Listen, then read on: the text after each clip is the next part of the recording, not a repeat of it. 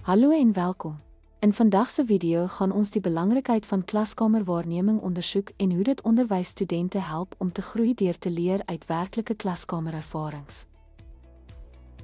Klaskamerwaarneming is 'n gestruktureerde benadering tot die waarneming en opname van onderrigmetodes, leerderinteraksies en klaskamerdinamika sonder inmenging. Dit bied insigte in onderrig en leerderbetrokkenheid, die oorbrugging van teorie en praktyk. Dit moedig refleksie aan, identifiseer groeiareas en help met die ontwikkeling van onderrigstrategieë vir professionele groei.